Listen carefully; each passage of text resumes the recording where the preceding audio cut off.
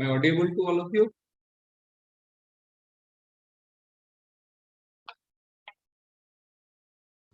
Yes, sir.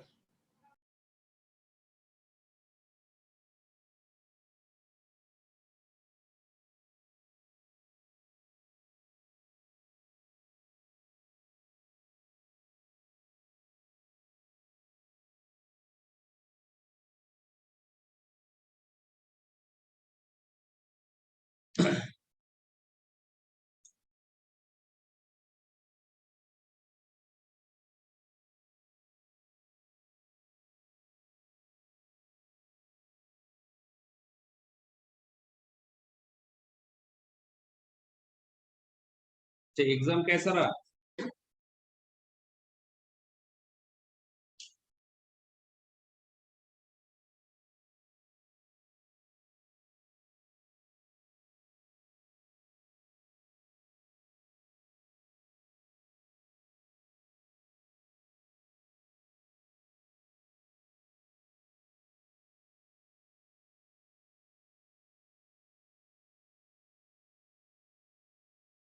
Exam कैसा रहा? Marksheet नहीं आया सर। मार्कशीट तो नहीं आया, लेकिन ऐसा हुआ कैसा? एग्जाम ठीक हुआ सर। क्वेश्चन ठीक था? यस सर, बढ़िया था।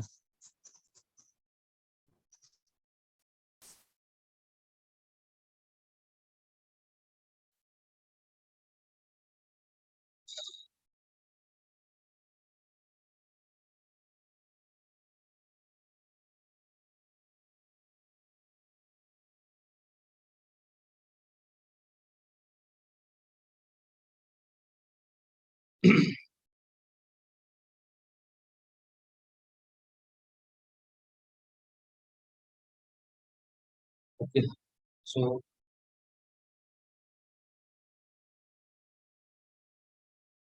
पिछले क्लास में शायद डैम्पिंग सिस्टम को हमने डिस्कस किए थे मेजरमेंट में।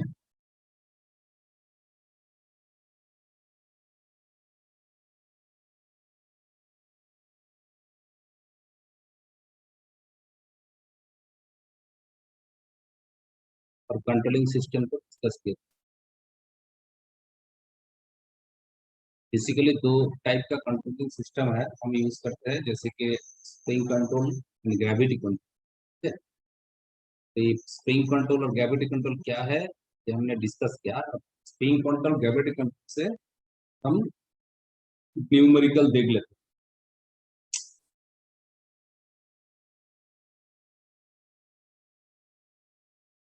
देखो यहाँ पर एक प्रॉब्लम दिया गया है।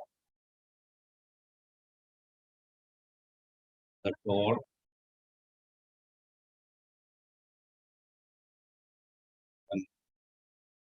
meter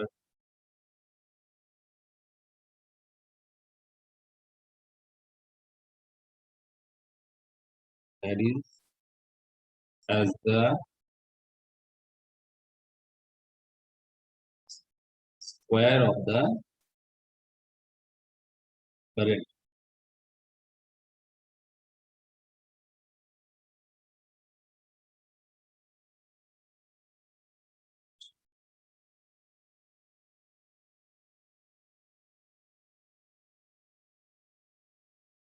Now, if a current of 5 ampere produce a deflection of 90 degree. So, what deflection will occur for a current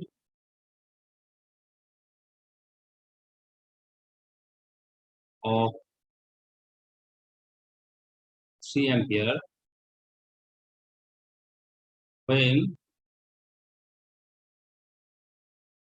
the instrument is, पहला क्या है, स्प्रिंग कंट्रोल,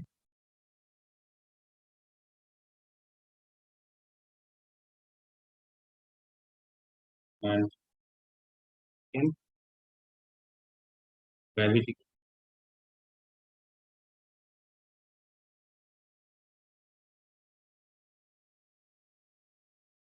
पहला है स्प्रिंग कंट्रोल, दूसरा है ग्रेविटी प्रॉब्लम।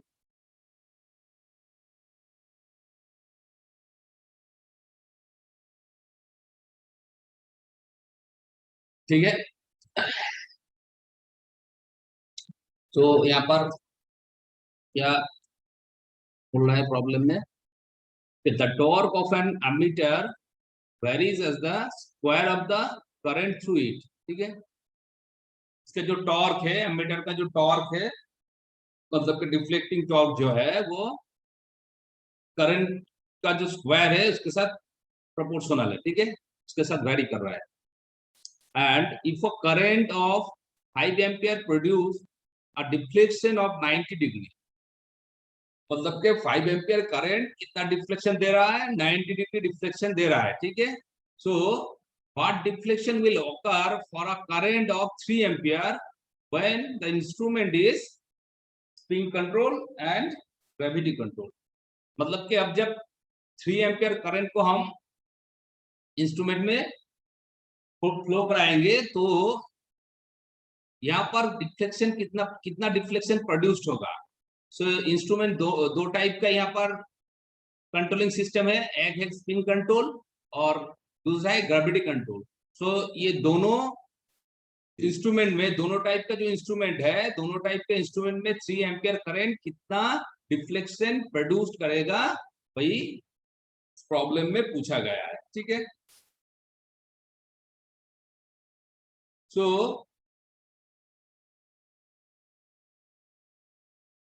हमारा जो डिफ्लेक्टिंग टॉर्क का जो फॉर्मूला है और कंट्रोलिंग टॉर्क का है, उसे पहले लिख लो। सो डिफ्लेक्टिंग टॉर्क के साथ करंट का जो रिलेशन है यहाँ पर क्वेश्चन में जो दिया गया है, क्या है,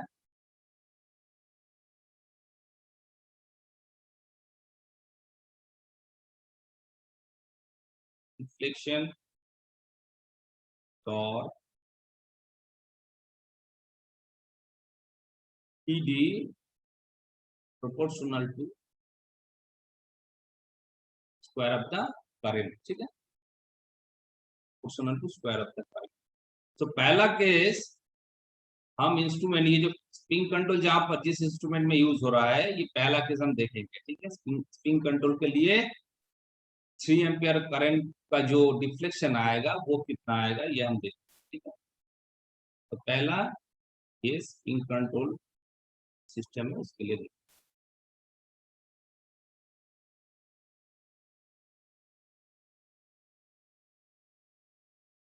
स्प्रिंग कंट्रोल इंस्ट्रूमेंट, तो बताओ कंट्रोलिंग टॉर्क क्या होता है हमारा, इसी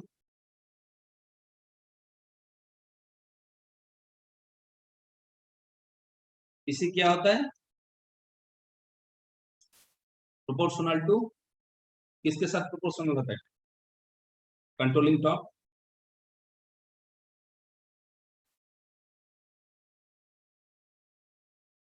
टीडी के साथ। TD के साथ प्रोपोर्शनल होता है। थीटा से। थीटा मतलब डिफ्लेक्शन के साथ, डिफ्लेक्शन जो है उसके साथ क्या होगा, प्रोपोर्शनल है थीटा के साथ। सो TC प्रोपोर्शनल टू डिफ्लेक्शन। तो यहाँ पर इस इक्वेशन को हम ऐसे लिखेंगे, डिफ्लेक्शन थीटा क्या होगा, प्रोपोर्शनल टू आई स्क्वायर होगा। हमने देखा है थीटा प्रोपोर्शनल टू आई होता है। ठीक है, तो यहाँ पर आई का वैल्यू कितना दिया गया है, square so theta proportional to क्या होगा, आई स्क्वायर। ठीक है। सो हम एक को पहला केस में हम ये करंट को I1 ले लेते हैं, और जो ये हमारा डिफ्लेक्शन है थीटा, थीटा को हमने थीटा 1 लिया है। ठीक है। और 3 एम्पियर का जो करंट है उसे हम I2 ले लेते हैं, और इस ये 3 एम्पियर करंट के लिए जो डिफ्लेक्शन प्रोड्यूस्ड होगा उसे हम थीटा 2 से। तो देखो यहाँ पर हम ऐसा लिख ऐसा theta 2 upon theta 1 is equal to क्या होगा, I2 square upon I1 square, ऐसा लिख सकता है।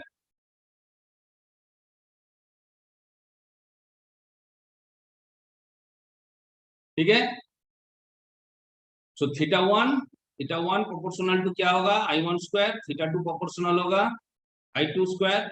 सो यहाँ पर theta 2 upon theta 1 equal to I2 upon I1 square. ठीक है।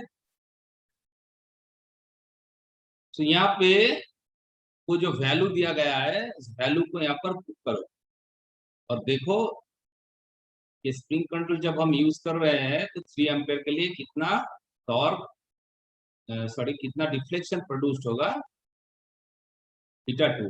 ठीक है। थीटा 2 का वैल्यू हमें कैलकुलेट करना है। सो यहाँ पर I1 का वैल्यू कितना है, I1 का वैल्यू कितना दिया गया है, 5 एम्पियर।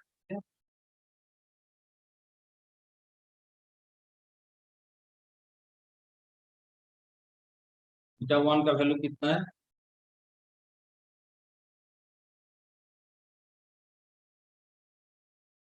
कितना है, 90 डिग्री।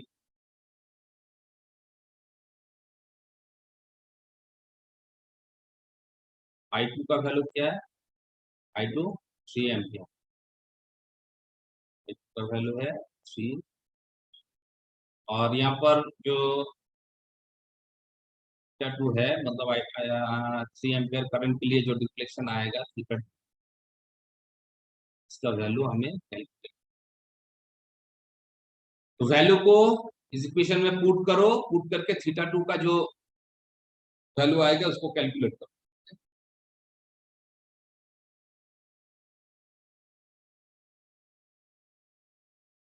तो थीटा 2 क्या होगा, थीटा 1 Y2 अपॉन 1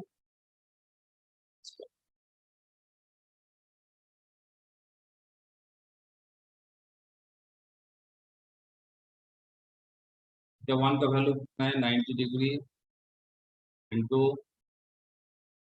थीटा 2 का वैल्यू है 3 एम्पियर, थीटा 1 का वैल्यू है 5 एम्पियर स्क्वायर। इसका रिजल्ट बताओ, कैलकुलेट करो।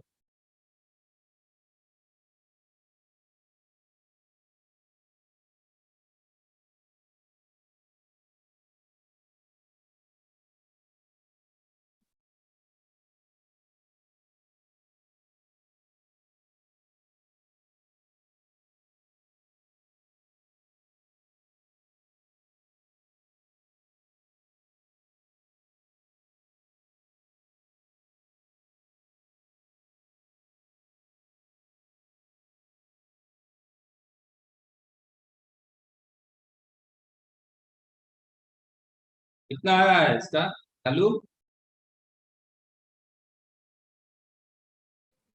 32.4 डिग्री। कितना है, 32.4। तो इसका वैल्यू आया है 30।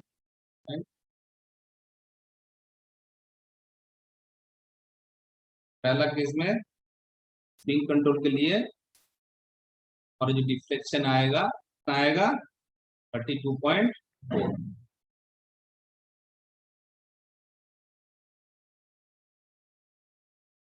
अब ग्रेविटी कंट्रोल में ऐसे ही फॉर्मूला को पुट करके थीटा टू का वैल्यू कैलकुलेट करके हमें बताओ।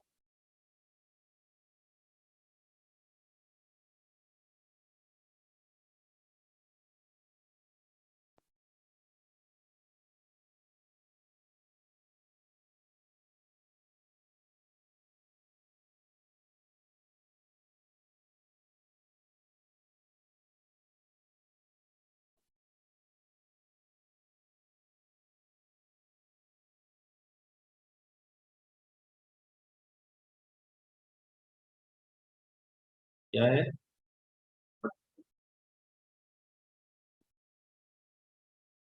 ग्रेविटी कंट्रोल इंस्ट्रूमेंट के लिए हम देखेंगे 3 एम्पियर करंट के लिए कितना डिफ्लेक्शन आ रहा है।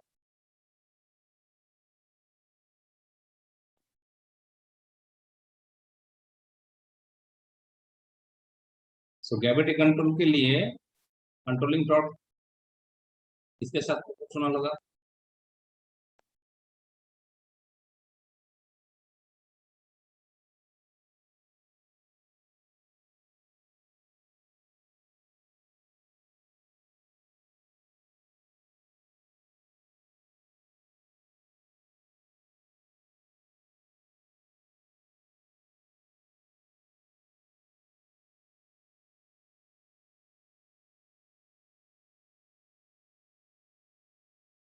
कोमल बताओ, कोमल कुमारी।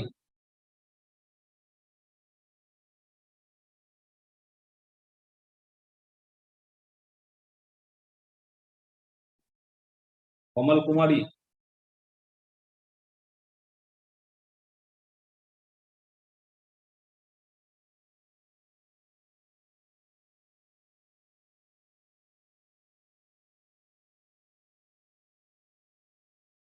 कोमल कुमारी।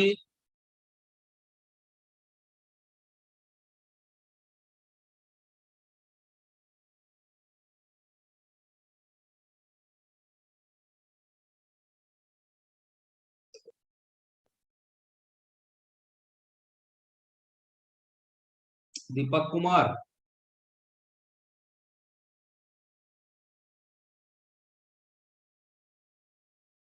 दीपक।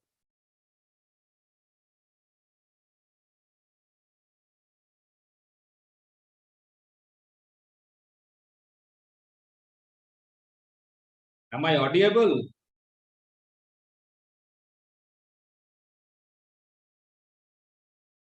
Yes, sir.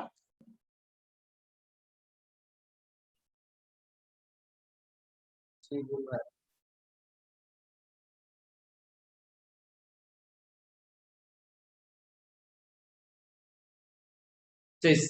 टीसी का वैल्यू कितना आएगा?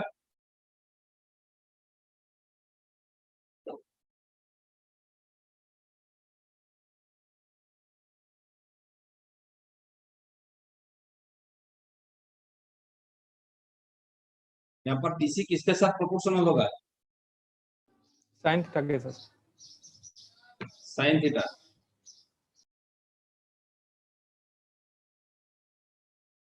सब चुपचाप क्यों है?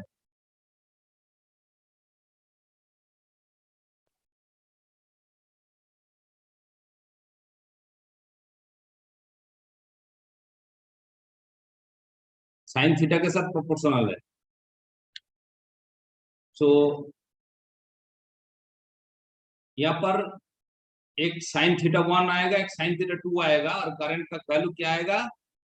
करंट का जो है एक I1 ले लो, एक I2 ले लो। इसी तरह से इसका कैलकुलेशन करो, कैलकुलेशन करके हमें थीटा 2 का जो वैल्यू है वैल्यू बताओ। 21.10 degree. 21.110। Yes, sir. 10 मतलब देखो, देख लेते हैं।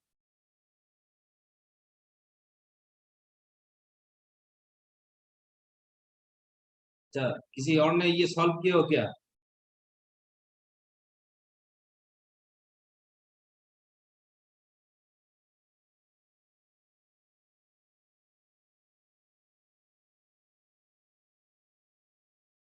Pranav, yes sir. इसको सॉल्व कियो? हाँ सर, वही 21.1 डिग्री। ये आया, ठीक है, यस सर। ये आएगा। सो यहाँ पर कंट्रोलिंग टॉर्क साइन थीटा के साथ प्रोपोर्शनल है, ठीक है। So sine theta proportional to यहाँ पर क्या आएगा, आई स्क्वायर। सो एक हम ले लेते हैं साइन थीटा 1 ले लो, और चले लो साइन थीटा 1, क्या आएगा, I two I one. So sine theta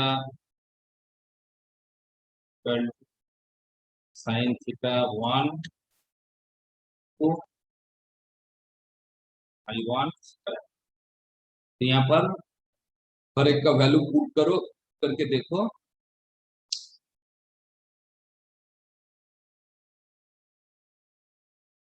sine theta 1 का वैल्यू कितना आएगा, साइन थीटा 1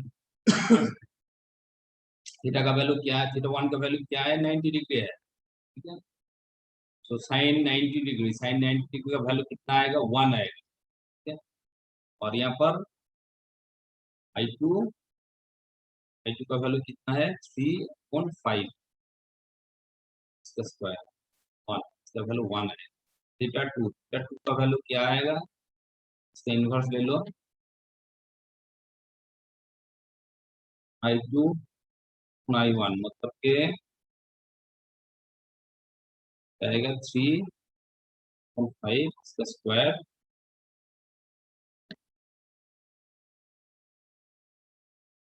देखो क्या आ रहा है,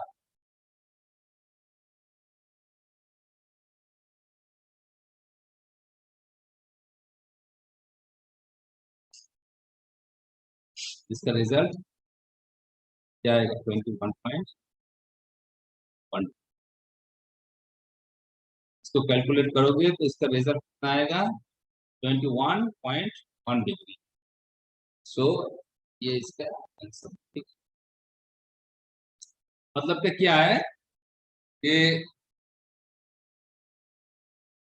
जब 5 एम्पियर करंट जब 5 एम्पियर करंट इसमें फ्लो हो रहा है तो 90 डिग्री डिफ्लेक्शन प्रोड्यूस कर रहा है।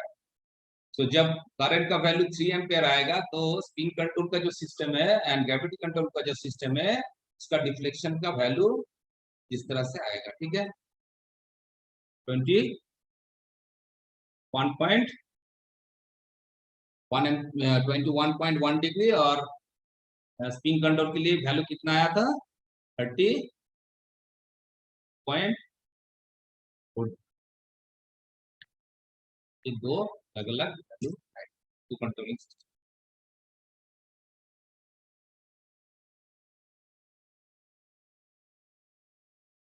सो यहाँ तक क्लियर है प्रॉब्लम।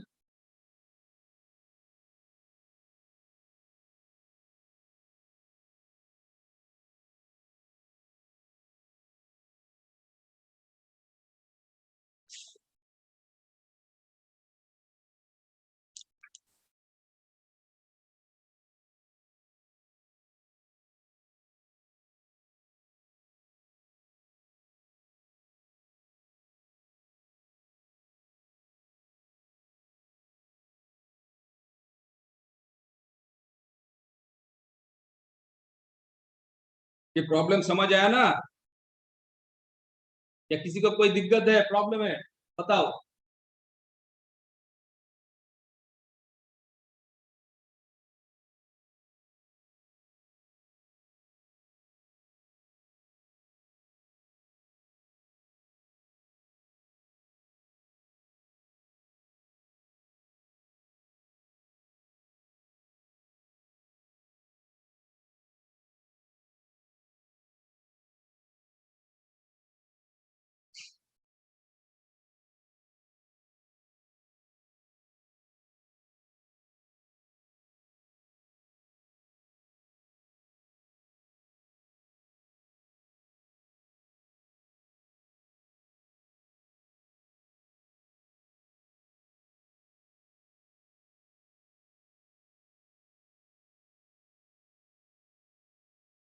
दूसरा प्रॉब्लम देखते हैं। If the deflection torque of an instrument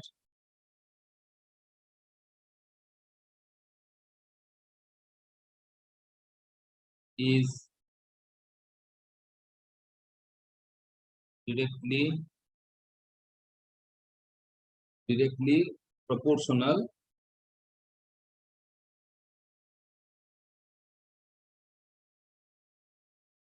the current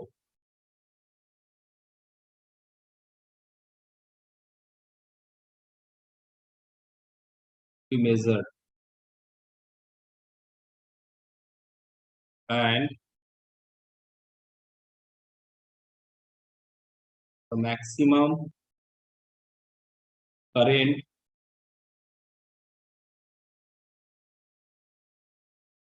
produced of 90 degree.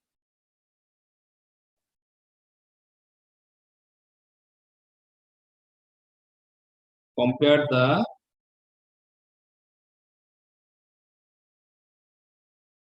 deflection in a spring control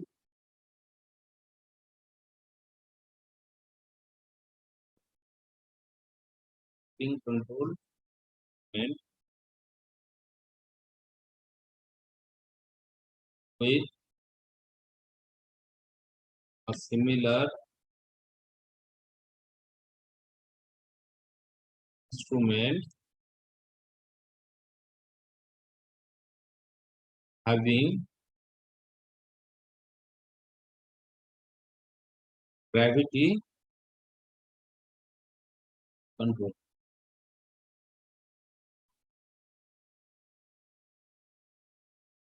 For a current 12 to half the maximum value above maximum value.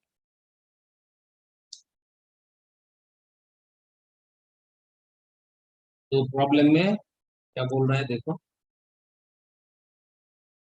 if the deflection torque of an instrument is directly proportional to the current to be measured and the maximum current produced a deflection of 90 degree, ठीक है। तो इस instrument में जो हमारा deflecting torque है, deflecting torque जो है वो करंट के साथ डायरेक्टली प्रोपोर्शनल है। पिछले प्रॉब्लम में क्या था, करंट के स्क्वायर के साथ प्रोपोर्शनल था। यहाँ पर क्या बोला गया, ये जो करंट है करंट के साथ टॉर्क प्रोपोर्शनल रहेगा, ठीक है। और ये जो इसका जो मैक्सिमम वैल्यू है करंट का मैक्सिमम वैल्यू कितना रिफ्लेक्शन देगा, 90 डिग्री, ठीक है। करंट का जो मैक्सिमम वैल्यू होगा वो 90 डिग्री रिफ्लेक्शन को प्रोड्यूस करेगा, ठीक है। अब यहाँ पर क्वेश्चन में ये पूछा गया है कि compare the deflection in a spring control instrument with a similar instrument having gravity control, ठीक है, for a current equal to half the maximum value, ठीक है। मतलब कि ये दोनों इंस्ट्रूमेंट है, एक स्प्रिंग कंट्रोल का है, एक ग्रेविटी कंट्रोल का है। दोनों इंस्ट्रूमेंट को कंपेयर करने के लिए बोला है, ठीक है।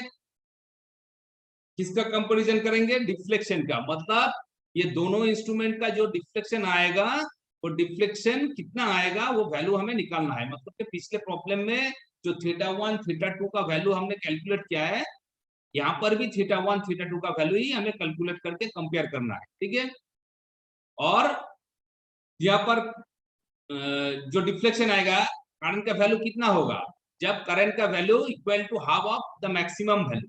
मतलब करंट का जो मैक्सिमम वैल्यू है उसका जो हाफ वैल्यू होगा, उस वैल्यू का जो करंट है उस करंट में spring control and gravity control में कितना डिफ्लेक्शन प्रोड्यूस करेगा वही हमें कैलकुलेट करना है। ठीक है, तो ये हमारा प्रॉब्लम है, सेम टू सेम पिछले जो प्रॉब्लम हमने देखा है उसके साथ एकदम सेम ही है। वहां पर करंट का जो वैल्यू है, करंट का वैल्यू वहां पर दिया गया था, लेकिन यहाँ पर हमें एज्यूम करके इसको कैलकुलेशन करना पड़ेगा। ठीक है, सो यहाँ पर जो मैक्सिमम करंट का वैल्यू है, मतलब के फर्स्ट जो दिया गया है, first condition maximum current produced of 90 degree deflection. ठीक है, तो यहाँ पर एक करंट का वैल्यू I1 ले लो, और ये जो बोला गया है half of the maximum value. So एक को अगर हम I1 ले लेंगे तो दूसरा का वैल्यू क्या होगा, I1 अपॉन 2, मतलब इसका हाफ होगा। मतलब वहां पर I1 का एक I1 होगा और I2 का वैल्यू क्या आएगा यहाँ पर I1 अपॉन 2, मतलब ये हमारा मैक्सिमम करंट है। सो इस कंडीशन में क्या बोला गया कि करंट का वैल्यू जो आएगा कितना आएगा, equal to half the maximum value. ठीक है, सो I1 अपॉन I2, ये दोनों करंट का वैल्यू आएगा और थीटा का वैल्यू यहाँ से हमें कैलकुलेट करना है। तो सेम प्रॉब्लम है, इसे कैलकुलेट करो, कैलकुलेट करके हमें बताओ इसका आंसर क्या है।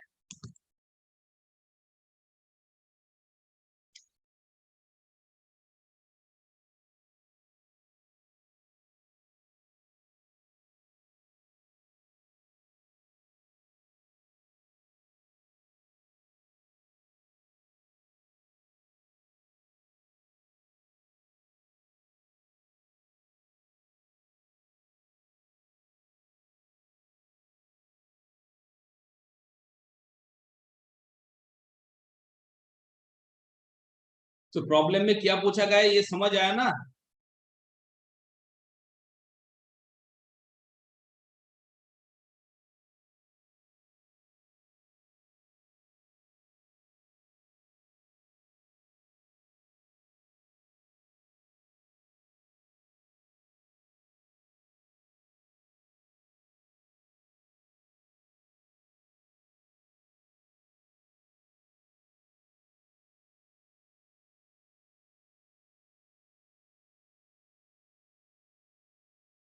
अंशु, अंशु,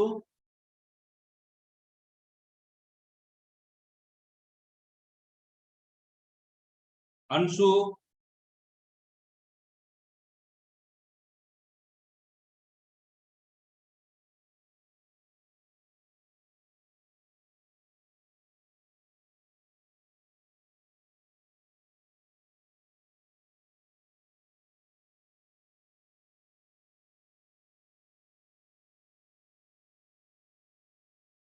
अनिमा, अनिमा कुमारी,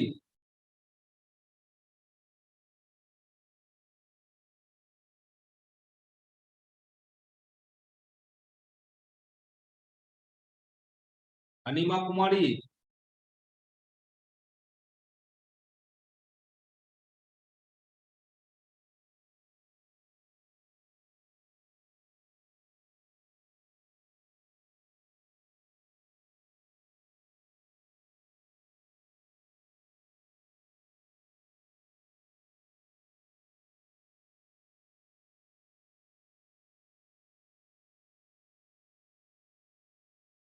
सौरभ कुमार,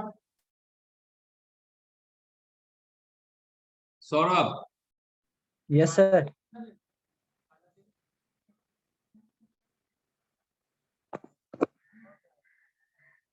ये सारे के सारे क्या ऑन होके चले गए क्या? हाँ,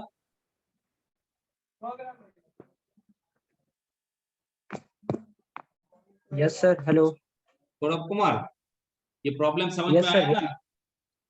यस सर। सो इसको सॉल्व करो, हो जाएगा। यस सर, सॉल्व कर रहे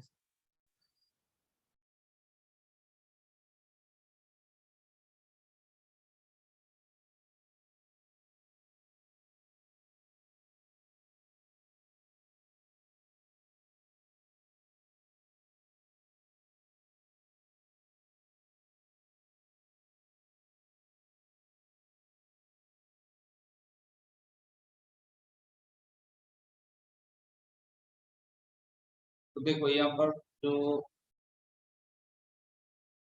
बोला गया है कि डिफ्लेक्टिंग टॉर्क जो होगा, डिफ्लेक्टिंग टॉर्क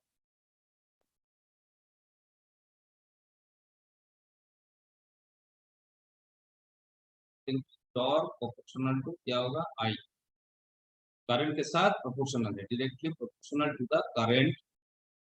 ठीक है,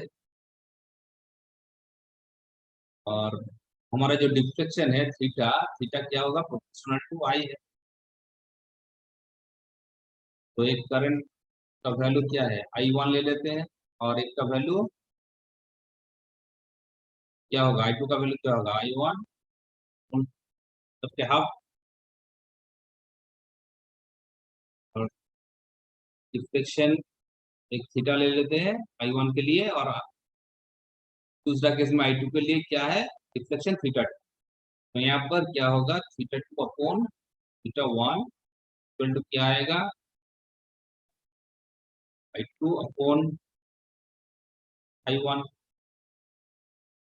सो I2 का वैल्यू क्या है, I1 अपॉन 2। तो यहाँ पर क्या आएगा,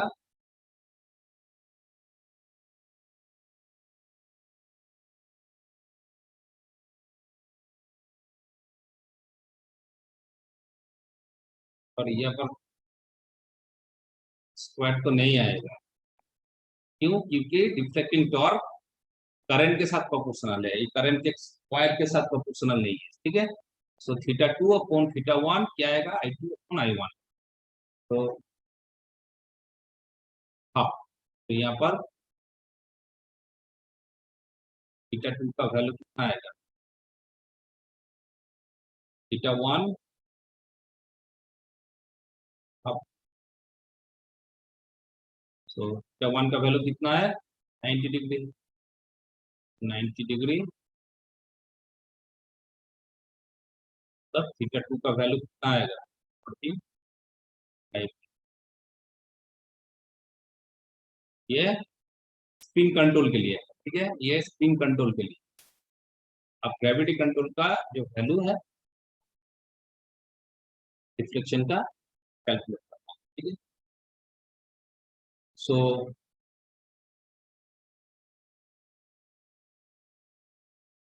in gravity control